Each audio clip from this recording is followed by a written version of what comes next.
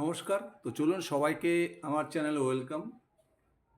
আজকের ভিডিওতে আমি আলোচনা করব, এর আগের ভিডিওতে আমি শুরু করেছিলাম যে এই মুহূর্তে বেস্ট 15টা স্টক শেয়ার বাজারে, যাদের মধ্যে স্কোপ হিউজ রয়েছে, যাদের কনকল দুর্দান্ত, গাইডেন্স দুর্দান্ত, ভ্যালুয়েশন একদম ঠিকঠাক জায়গায় রয়েছে এবং কোম্পানির যে গাইডেন্স সেরকম সুপার, এবং কোম্পানি যেভাবে বিজনেস করে যাচ্ছে, হাই স্পিডে গ্রোথ করছে, গাইডেন্স দুর্দান্ত দিচ্ছে। মানে এই মুহূর্তে সেরা 15টি অপরচুনিটি নিয়ে আমি ভিডিও শুরু করেছিলাম এর আগের দিনের ভিডিওতে আমি 60টি স্টক নিয়ে আলোচনা করেছিলাম। আজকের এই ভিডিওতে আমি বাকি 8টি এই মুহূর্তে শেয়ার বাজারের বেস্ট অপরচুনিটি স্টক নিয়ে আলোচনা করব। তো চলুন শুরু করা যাক। আজকে যে প্রথম স্টকটা নিয়ে আমি আলোচনা করব, সেই স্টকটি হচ্ছে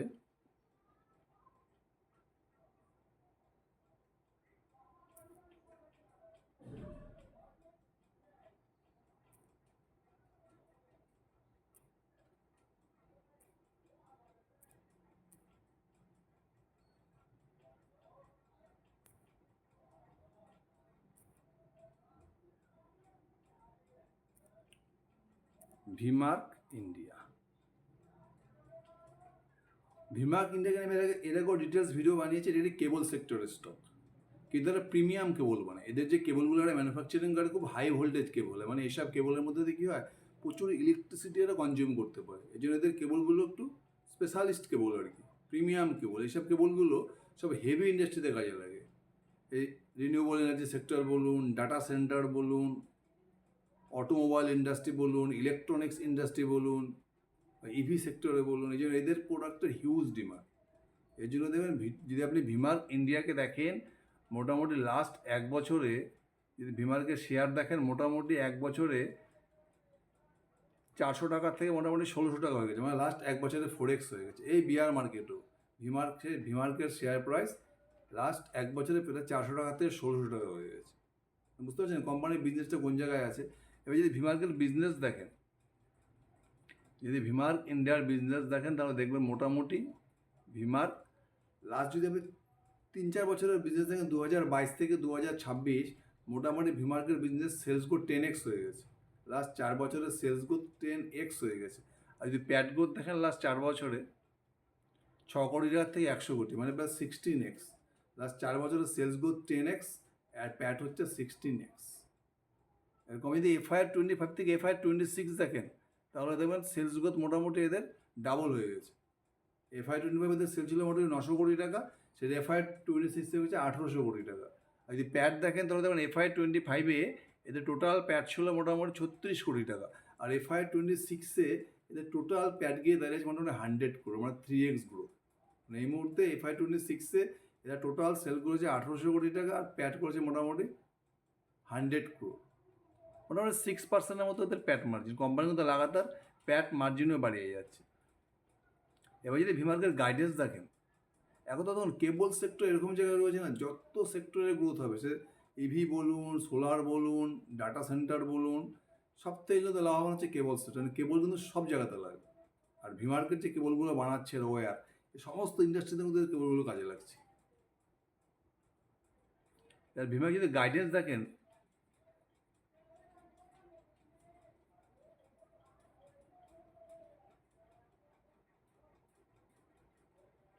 ভিমার্ক কী বলছে, এই মুহূর্তে এদের যা ক্যাপাসিটি রয়েছে, cable and wire manufacturing capacity মানে 2.2 লাখ কিলোমিটার, 2.26 লাখ কিলোমিটার, এই হচ্ছে এদের ক্যাপাসিটি।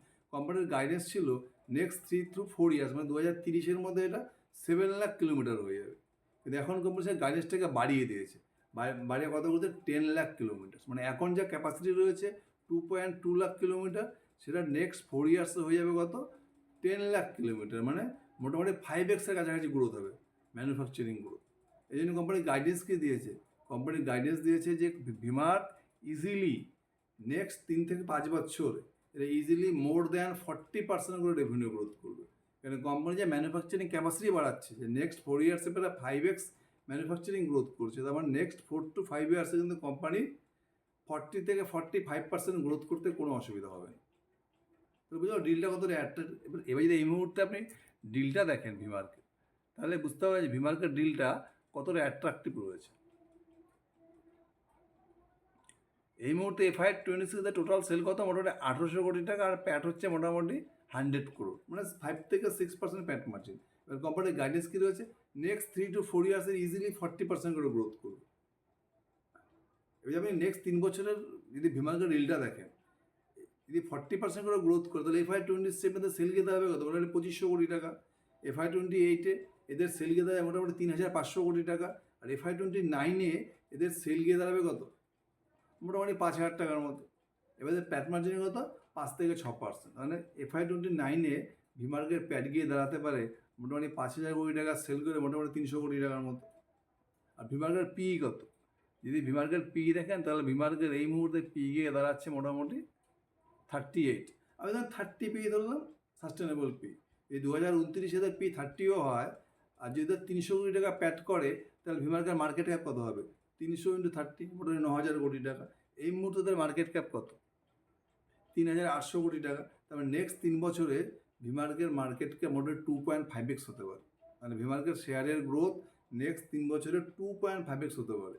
এই মুহূর্তে শেয়ার প্রাইস কত, মোটামুটি 1560 টাকা। তারপরে নেক্সট 3 বছরে ভিমার্ক কিন্তু ইজিলি ভিমার্কের শেয়ার মোটামুটি 4000 টাকার কাছাকাছি চলে যেতে পারে। কারণ এই ভিমার্ক ইন্ডিয়া হচ্ছে একটা দুর্দান্ত ডিল।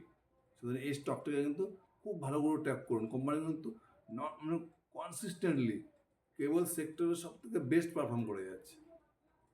এরপরে যে স্টকটি নিয়ে আমি আলোচনা করব,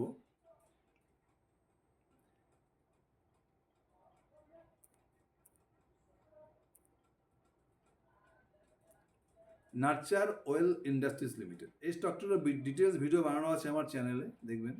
এদের আগে কী নাম ছিল, ইন্টিগ্রেটেড ইন্ডাস্ট্রিজ লিমিটেড। এই কোম্পানিতে বিজনেস দেখেন, কোম্পানি কিন্তু মোটামুটি এই কোম্পানি আগে ছিল একটা ইলেকট্রনিক্স কোম্পানি, এরা পিসিবি মানে প্রিন্টেড সার্কিট বোর্ড ম্যানুফ্যাকচারিং করতো। তারপর এখান থেকে কোম্পানি ধীরে ধীরে পুরো বিজনেস চেঞ্জ করে নিয়েছে, এরা এফএমসিএ চলে এসেছে, মানে বিস্কুট ম্যানুফ্যাকচারিং কোম্পানি চলে এসেছে। 2023 টোটাল সেল ছিল 5 কোটি টাকা, সেখান থেকে কোম্পানি 2026 সেল করেছে 1000 কোটি টাকা। বুঝতে পারছেন কোম্পানি কীভাবে গ্রোথ করেছে। যদি কোম্পানির ফিনান্সিয়ালস দেখেন, এই মুহূর্তে মার্কেট ক্যাপ কত, মার্কেট ক্যাপ মোটামুটি 673 কোটি টাকা, খুবই ছোটো কোম্পানি। যদি কোম্পানির ফিনান্সিয়াল দেখে, 2023 সেল ছিল 5 কোটি টাকা, তখন ওরা ইলেকট্রনিক্স ইন্ডাস্ট্রিতে ছিল, পিসিবি মানে প্রিন্টেড সার্কিট বোর্ড বানাতো। এখন FY 26 টোটাল সেল কিনতে হচ্ছে মোর দ্যান 1000 কোটি, 1026 কোটি টাকা। আর যদি প্যাট গ্রোথ দেখেন, তাহলে FY 23 প্যাট ছিল 1 কোটি টাকা, এখন প্যাট গিয়ে হচ্ছে 85 কোটি টাকা। বুঝতে পারছেন কোম্পানি কীভাবে গ্রোথ করছে। এরা বেসিক্যালি বিস্কুট ম্যানুফ্যাকচারিং করছে। এদের নর্থ ইন্ডিয়াতে প্রচুর অনেক ব্র্যান্ড রয়েছে বিস্কুটের, দেখবেন রিচ লাইট, রেজি ক্রাঞ্চ, এ ধরনের ব্র্যান্ড। আর এদের যে বিজনেসটা রয়েছে, এদের বিজনেসটা মোটামুটি পুরোটাই এক্সপোর্ট ওরিয়েন্টেড বিজনেস, মানে ইন্টারন্যাশনাল বিজনেসটাই বেশি, ডোমেস্টিক বিজনেসটা কম। এদের ইন্ডিয়াতে মোটামুটি 20% বিজনেস করে এরা, আর পুরো বিজনেসটা হচ্ছে আউটসাইড অফ ইন্ডিয়া, বিশেষ করে মিডল ইস্ট, ইউই সব জায়গায় আর কি। 80% ইন্টারন্যাশনাল বিজনেস, 20% ডোমেস্টিক বিজনেস। এই যে ইন্টারন্যাশনাল বিজনেসটা করে, এখানে কিন্তু ম্যানুফ্যাকচারিং করে না, এটা কি অন্য কোম্পানি থেকে আউটসোর্স করে, মানে কন্ট্রাক্ট ম্যানুফ্যাকচারিং করিয়ে না, করিয়ে পুরো সেল করে। আর ইন্ডিয়ার যে পুরো বিজনেসটা করে এরা নিজেরাই ম্যানুফ্যাকচারিং করে। এদের রাজস্থানের নিম্নানন্দে একটা প্ল্যান্ট রয়েছে, মোটামুটি 3500 মেট্রিক টনের মধ্যে ক্যাপাসিটি রয়েছে, সেখান থেকে পুরো ম্যানুফ্যাকচারিং করে এরা ইন্ডিয়াতে ডিস্ট্রিবিউট করে। এদের যে ফিউচার প্ল্যান রয়েছে কোম্পানির, এই মুহূর্তে যদি দেখেন, এদের টোটাল সেল হচ্ছে কত, 1000 কোটি টাকা। কোম্পানির গাইডেন্স কি দিয়েছে, FY 29 এদের টোটাল সেল গিয়ে দাঁড়ায় মোটামুটি 2500 কোটি টাকা। আর আমাদের প্যাট মার্জিন কত, মোটামুটি 10%-এর মতো। কোম্পানির গাইডেন্স যে প্যাট মার্জিনটা বেড়ে FY 29 15% হয়ে যাবে। কোম্পানি কেন এরকম গাইডেন্স দিচ্ছে, তার কারণ হচ্ছে কোম্পানি ইন্ডিয়াতে কোম্পানি আরও একটা ম্যানুফ্যাকচারিং ইউনিটের কাজ শুরু করে দিয়েছে। এটা মোটামুটি FY 28 মধ্যে এটা কাজটা কমপ্লিট হয়ে যাবে। যেমন এই যে প্ল্যানটা হবে, এখানে সব এটা ভ্যালু অ্যাডেড প্রোডাক্ট বানাবে, মানে বিস্কুটের মধ্যে আরও হেলথ কেয়ার, যেগুলো হেলথের জন্য হেলদি বিস্কিটস, তারপরে আপনার ডোনাটস, বিভিন্ন ধরনের চকলেটস, মানে আরও এটা প্রিমিয়াম বিজনেসে যাচ্ছে। এতে কি হবে, এদের মার্জিনটা আরও বাড়বে। আর এখন এরা কী করবে, এই যে এদের ইন্টারন্যাশনাল বিজনেসটা বেশিরভাগ কন্ট্রাক্ট ম্যানুফ্যাকচারিং করাচ্ছে, এরা ধীরে ধীরে নিজের ম্যানুফ্যাকচারিং ইউনিট থেকে এগুলো সাপ্লাই করবে, আর পুরো ইন্ডিয়াতে এক্সপ্যান্ড করবে। যার ফলে কি এদের মার্জিনটা বেড়ে যাবে। যদি কোম্পানি গাইডেন্স দিয়েছে যে FY 29 এদের টোটাল সেল গিয়ে দাঁড়াবে 2500 কোটি টাকা, আর প্যাট মার্জিনটা হয়ে যায় মোটামুটি 15%। এবার যদি FY 29 2500 কোটি টাকা সেল করে, যদি প্যাট মার্জিন 15% হয়, আমি যদি 12% ধরলাম, তাহলে মোটামুটি টোটাল প্যাট গিয়ে দাঁড়াতে পারে 300 কোটি টাকা। এখন কোম্পানি প্যাট রয়েছে মোটামুটি 100 কোটি টাকা। এবার যদি FY29 300 কোটি টাকা প্যাট হয়, যদি এই মুহূর্তে কোম্পানির পি দেখে, কোম্পানির পি মোটামুটি 10, আমি ধরলাম কোম্পানির পি এক্সপেনশন হবেই না। যদি এই কোম্পানির পি এক্সপেনশন শিওর হবে, এবং কোম্পানি যেভাবে গ্রোথ করছে, যদি 10 পিও থাকে, তাহলে FY29 প্যাট কত হবে 300 কোটি টাকা। টোটাল মার্কেট ক্যাপ কত হবে 300 × 10, 3000 কোটি টাকা। FY29 নার্চার অয়েলের টোটাল মার্কেট ক্যাপ হতে পারে 3000 কোটি টাকা। কোম্পানির এই মুহূর্তে মার্কেট ক্যাপ কত? মোটামুটি 673 কোটি টাকা। যদি এদের পি এক্সপেনশন না হয়, তবুও কিন্তু নেক্সট 3 ইয়ার্সে কোম্পানি মোটামুটি 5x হতে পারে এই শেয়ার। মানে এখন শেয়ারের দাম কত রয়েছে? মোটামুটি 30 টাকার মতো, 29 টাকা রয়েছে। এখানে মোটামুটি 150 টাকা হয়ে যাবে নেক্সট 3 বছর, যদি কোম্পানির পি এক্সপেনশন না হয়। শুধু নার্চার অয়েল কিন্তু একটা মাল্টিপ্যাকার অপরচুনিটি। শুধু এই স্টকটাকে কিন্তু খুব ভালো করে ট্র্যাক করো। এরপরে আমি যে স্টকটি নিয়ে আলোচনা করবো, সেটিও একটি মাল্টিপ্যাকার অপরচুনিটি।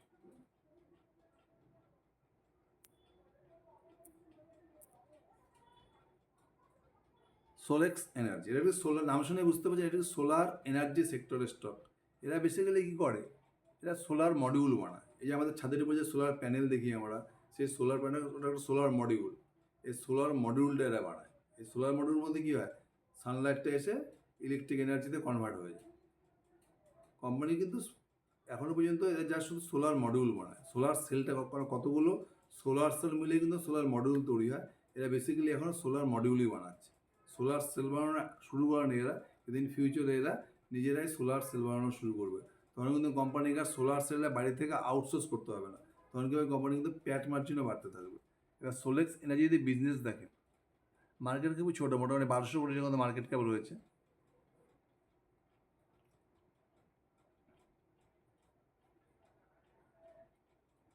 মোটামুটি লাস্ট যদি 4 বছরের বিজনেস থেকে 2022 থেকে 2026 সেলস গ্রোথ মোটামুটি 20x বেশি হয়ে গেছে।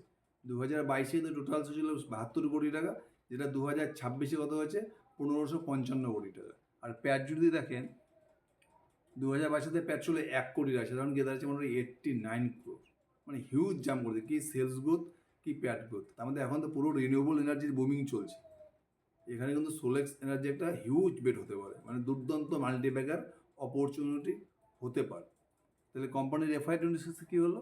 টোটাল সেল হচ্ছে 1550 কোটি টাকা, আর প্যাট কত? মোটামুটি 89 crore। কোম্পানি গাইডেন্স কী দিয়ে? কোম্পানি গাইডেন্স দিয়েছে যে FY27 এরা মোটামুটি 2600 কোটি টাকার মতো সেল করবে, আর প্যাট মার্জিন সেম থাকবে এই 6 থেকে 8%, মোটামুটি 160 থেকে 170 কোটি টাকা এদের প্যাট গিয়ে দাঁড়াবে। আর কোম্পানি আরও কি বলেছে যে এদের এই মুহূর্তে যদি অর্ডার বুক দেখেন, মোটামুটি 3400 কোটি টাকার অর্ডার বুক রেডি আছে। মানে নেক্সট 2 বছরে কিন্তু কোম্পানির গ্রোথ নিয়ে কোনো সমস্যা নেই। প্লাস কোম্পানি গুজরাট গভর্নমেন্টের সাথে 4000 কোটি টাকার মৌ স্বাক্ষর করেছে। এখানে কী করবে এরা? এদের যে সোলার মডিউল ক্যাপাসিটি যেমন 4 গিগাওয়াট রয়েছে, এটা বাড়িয়ে 10 গিগাওয়াট করবে। প্লাস এটা সোলার সেল ক্যাপাসিটি চালু করছে, সেটা মোটামুটি কত হবে? 10 গিগাওয়াট নেক্সট 3 বছর FY29 মধ্যে। FY29 সোলার মডিউল হয়ে যাবে 10 গিগাওয়াট, যেটা এখন 4 গিগাওয়াট রয়েছে। আর সোলার সেল ক্যাপাসিটি শুরু করবে, যেটা গিয়ে দাঁড়াবে 10 গিগাওয়াট FY29। আর প্লাস কী করবে এরা? BESS করবে, মানে ব্যাটারি এনার্জি স্টোরেজ সিস্টেম। এটারও গাইডেন্স কী দিয়েছে যে FY29 মধ্যে এটা মোটামুটি 10 গিগাওয়াট হয়ে যাবে। এবার কোম্পানি যখন নিজে সোলার মডিউল বানাবে, সঙ্গে সোলার সেল, সঙ্গে BESS মানে ব্যাটারি এনার্জি স্টোরেজ সিস্টেম করবে, তখন কিন্তু কোম্পানি কী হবে? পুরো সমস্ত প্রোডাক্ট কোম্পানি নিজে বানানো শুরু করছে। তার মানে কোম্পানি কিন্তু প্যাট মার্জিনটা আরও বাড়বে। সুতরাং সোলেক্স এনার্জি একটা হিউজ অপরচুনিটি রয়েছে। স্টকটি কিন্তু মাল্টিপ্যাকার হতে পারে। এরপরে আমি যে স্টকটি নিয়ে আলোচনা করব,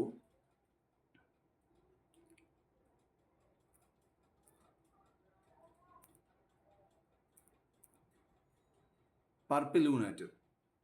পার্পেল ইউনাইটেড বেসিক্যালি এটা একটা প্রিমিয়াম চিলড্রেন বলতে পারেন লাইফস্টাইল ব্র্যান্ড, মানে luxury brand, premium children lifestyle brand. এটা কি করে?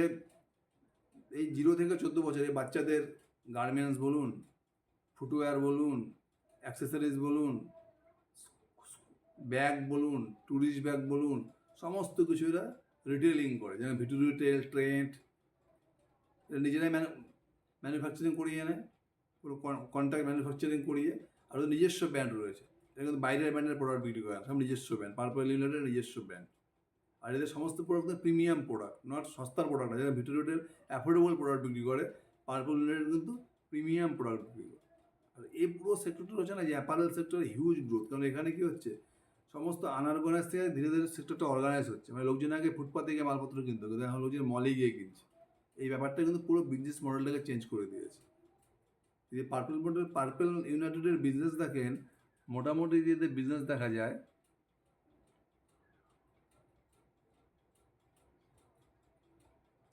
মোটামুটি লাস্ট 3 বছরের বিজনেস দেখুন, সেলস মোটামুটি 26 কোটি থেকে 171 কোটি টাকা হয়ে গেছে, মোটামুটি 7x গ্রোথ। আর যদি প্যাড গ্রোথ দেখে লাস্ট 3 বছরে, তাহলে এদের মোটামুটি 1 কোটি টাকা থেকে 15 ক্রোড়, এখানে কিন্তু দুর্দান্ত গ্রোথ। আর এই কোম্পানির সম্বন্ধে এদের যে নিজস্ব ব্র্যান্ডের প্রোডাক্ট, নিজস্ব স্টোরে এরা রিটেলিং করছে, এদের বিজনেসটা অফলাইন প্লাস অনলাইন। এরা অফলাইনও দুর্দান্ত করছে স্টোরের মাধ্যমে, প্লাস এদের নিজস্ব ওয়েবসাইট রয়েছে, অমনি চ্যানেল রয়েছে, এটা যত মার্কেট প্লেস রয়েছে, যত ই কমার্স অ্যাপ রয়েছে, ফ্লিপকার্ট, মিন্ত্রা, অ্যামাজন, সব জায়গাতে এরা দুর্দান্ত গ্রোথ করছে। এদের স্টোর এক্সপ্যানশন দেখেন, FY24 এদের স্টোর ছিল মোটামুটি 40-এর মতো, সরি FY25 স্টোর ছিল 43, FY26 এদের স্টোর হয়েছে মোর দ্যান 100 স্টোর হয়ে গেছে। কোম্পানি গাইডেন্স কি দিয়েছে যে FY27 এরা মোটামুটি 200 স্টোর ওপেন করবে, মানে 1 বছর 100% স্টোর এক্সপ্যানশন করবে। তার মানে এই কোম্পানির বিজনেস কিন্তু দুর্দান্ত গ্রোথ ফেজের মধ্যে দিয়ে যাচ্ছে। আর কোম্পানি যেভাবে এক্সিকিউশন করছে, FY26 এতে মোটামুটি সেলস গ্রোথ 65%, প্যাড গ্রোথ 45%। আর কোম্পানির গাইডেন্স হচ্ছে FY27 100% স্টোর এক্সপ্যানশন করবে, মোটামুটি 200-এর মতো স্টোর হয়ে যাবে। তার মানে কোম্পানি কিন্তু দুর্দান্ত হাই স্পিডে গ্রোথ করছে, যেভাবে ভিটু রিটেল গ্রোথ করছে আর কি। এই কোম্পানিটার মধ্যে কিন্তু একটা বড় রিটেল কোম্পানি হওয়ার বিশাল স্কোপ রয়েছে। পার্পল ইউনাইটেড এই কোম্পানিটাকে কিন্তু খুব ভালো করে ট্যাগ করুন, এই কোম্পানির মধ্যে কিন্তু প্রচুর স্কোপ রয়েছে। নেক্সট টাইমে যে স্টকটি নিয়ে আলোচনা করবো,